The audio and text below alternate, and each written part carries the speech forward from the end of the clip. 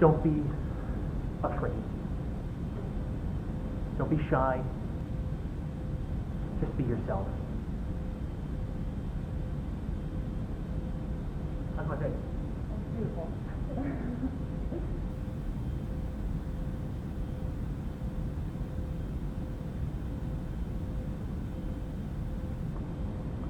Hi, my name is Abhi. My sign name is Abhinav, which is an A to the forehead. And I'm originally from India. And at the age of 9, we moved to the States.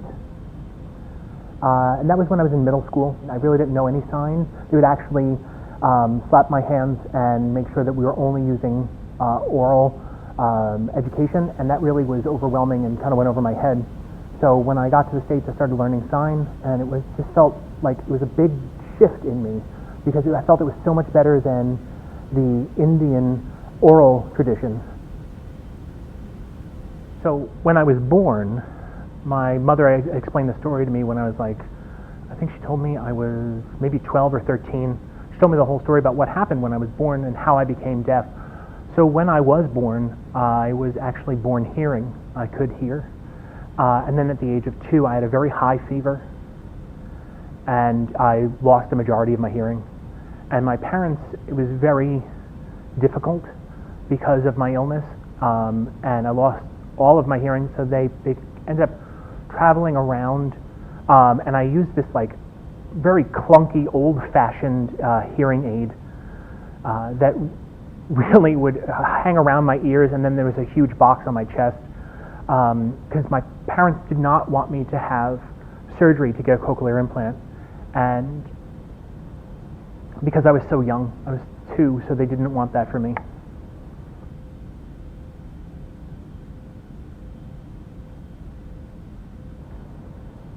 So my grandmother was a performer and used to be all dressed up and decked out for these performances and these amazing costumes and headdresses, and would do these dances, and it was a very visual performance. And when I was a kid, all the deaf people would practice and would take in all of this information visually to learn these different movements.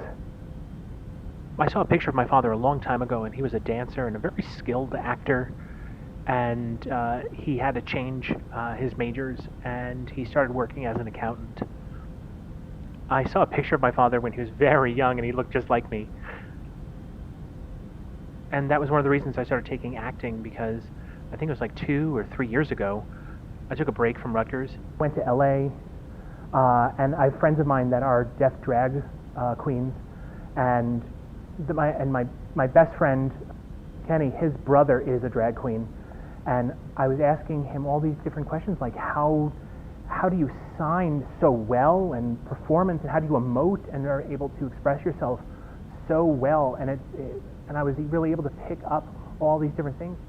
My friend suggested that I be involved in theater and change it as my major, and that became my goal, is to become an actor.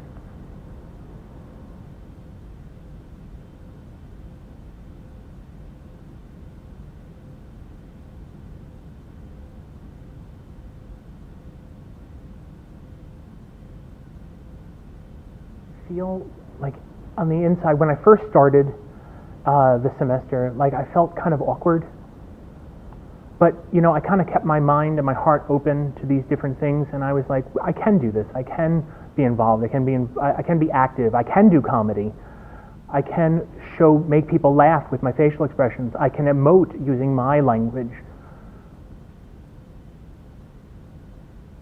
It's a little more stressful because you're reading and you're memorizing, and you have to understand, like, if I'm reading a script, I'm doing this translation in my head to then put it out in my own language. So I'm interpreting this into my sentence structure and my grammar and my syntax.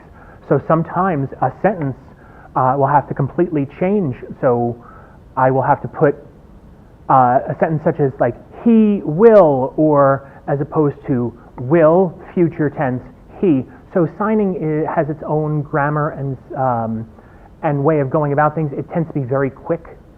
because sign language is such a complicated language with its facial grammar and its signs and emotions and its multi-layered meanings. So for example, in Shakespeare, having to go from Shakespearean English into modern English, and then into sign, these concepts go from these big words into one signed emotive concept. All right. So, okay. So, you come into the scene, and how genuine is this question for you of whether you want to live or die? Genuine? I feel like personally it's not really, like my comparison, my point of view is kind of, do you mean like my feeling toward it? Like it's kind of negative? Well, Hamlet's feeling like, is he struggling to find a reason to stay alive? Well, like Hamlet, the character, I think his, I think his uncle, his sister, somebody died, and like he's feeling this, and he's trying to. Okay, go back. Your father. Oh, no, I remember. Think about this as in terms of people are watching you, and they think you don't know. You don't know, but you do know they're watching. Okay. So can I? I'd like to go back. Of course, yes. So start again with this idea that your horrible, creepy, murderous uncle is watching you, and you want him to think that you're crazy, that you're depressed, that you could do anything. So we aim to merge them and make it one single approach. Yeah. Don't overthink it. Just do it right now. Don't overthink it. Don't overthink it. Just start talking.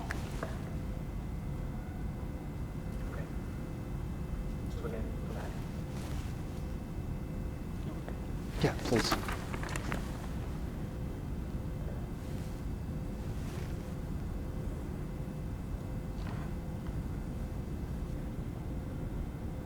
be or not to be.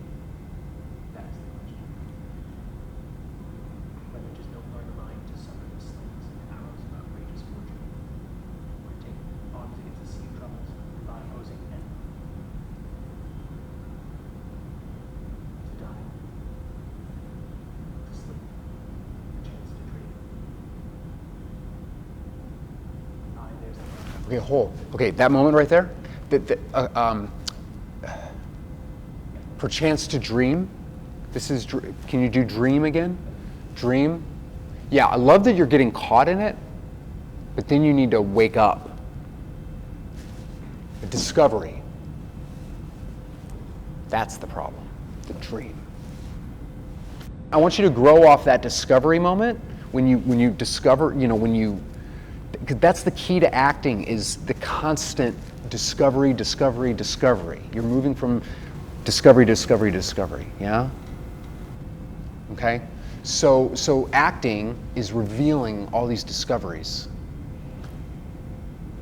and being available to fully respond to what's coming in. When the thought came to you, this is the beautiful part about your language, is that the thought becomes physical. I think that's really beautiful. Okay, one more time, those 4 lines, and then we'll call it, okay? But keep it out and discover as you go, discover as you go. Think as you're talking.